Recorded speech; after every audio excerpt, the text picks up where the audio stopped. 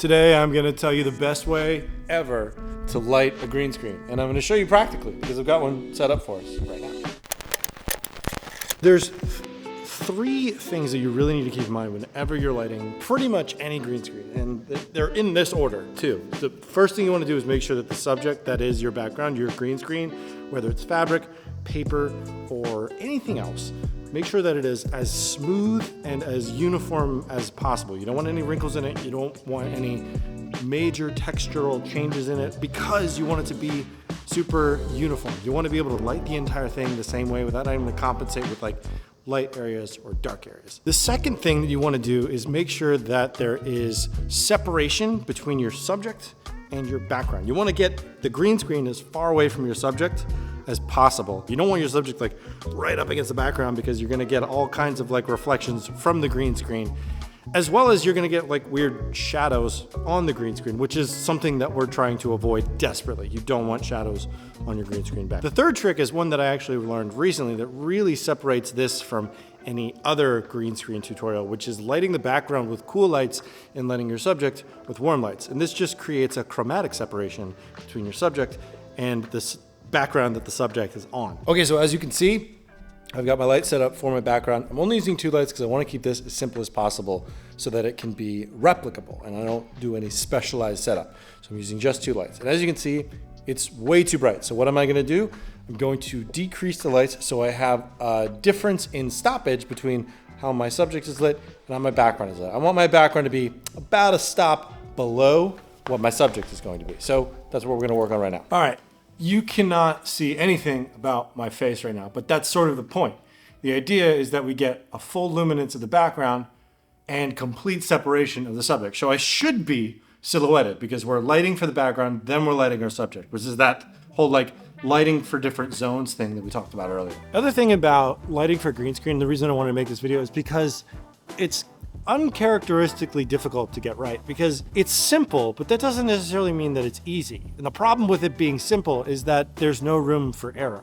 Like case in point, like you probably never notice a good green screen, but you always notice a bad green screen. And that's sort of what I want to try to avoid because that's sort of the point of this video, so that you avoid the bad ones and that your good ones go completely unnoticed. Another thing that a lot of people don't really do, but I definitely recommend, is using a higher shutter speed for a green screen. Whenever you see like this sort of move, you see like that blur on my hand. If I increase the shutter speed, which I'll do right now, so if I go up to like 80, like there's less, or 96, you can notice it's a little bit sharper. But if I just stand here and talk like most green screens do, for instance, if you're doing an interview, you're not going to really notice the higher shutter speed. And what it does is it allows for you to get a cleaner image with less motion blur.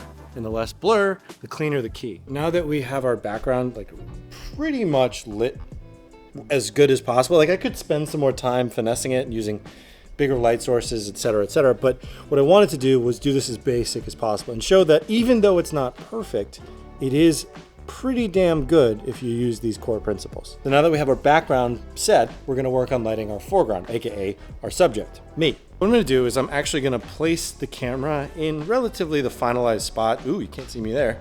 I'm going to place our camera, how I look like the Grinch, place our camera relatively in the final spot of where I want it to be for the shoot. That way we can get an idea of like how the scene sort of builds out and how we can light the subject effectively. In case you're wondering, I'm using Amaran 300Cs. These are pretty budget-friendly lights, but there's absolutely no reason you can't use lights that are less expensive than this. This is all just principle-based. It's not equipment-based. So you can definitely use whatever you have in your arsenal already. You just need light sources. You don't necessarily need the best lights in the world. Quick correction, this is going to be a 4-light setup. But like I said, these are not expensive lights. They're very inexpensive. You can use cheaper lights, and you'll probably get a very similar result.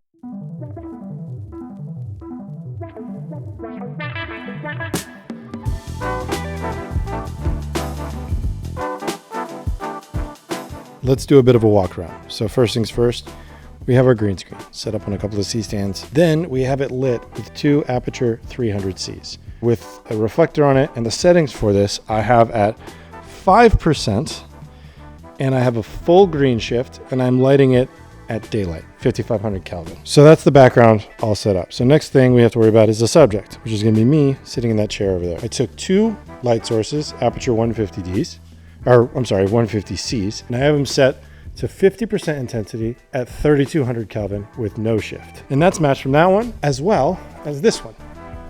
As you can see, it's exactly the same. These are light domes. And basically we use this to diffuse the light, make the light source a lot larger. And then I have this egg crate up front, which helps directionalize the soft light so I don't have any spill. And then the subject is gonna be sitting right there, and I'll show you what I look like in the full setup right now. So here I am.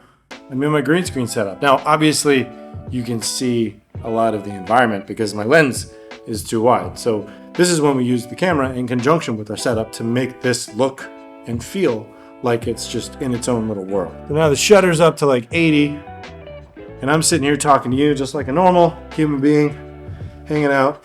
And this is about as clean of a green screen as you're gonna get. So now that we know what it looks like, I'm gonna actually walk you through each light and what it does. So you can see the effect of each light in this setup.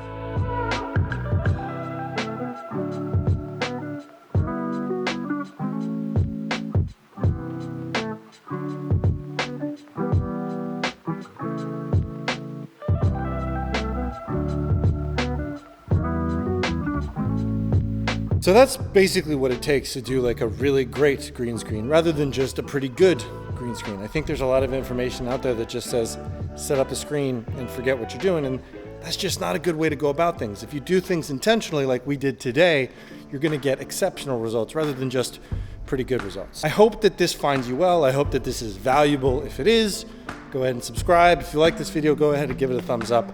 I hope that this was helpful for you guys because I love making videos like this. I love helping people. Teaching is one of my favorite things to do. So please be on the lookout for the next one, and I'll see you in the next video. Peace, everybody.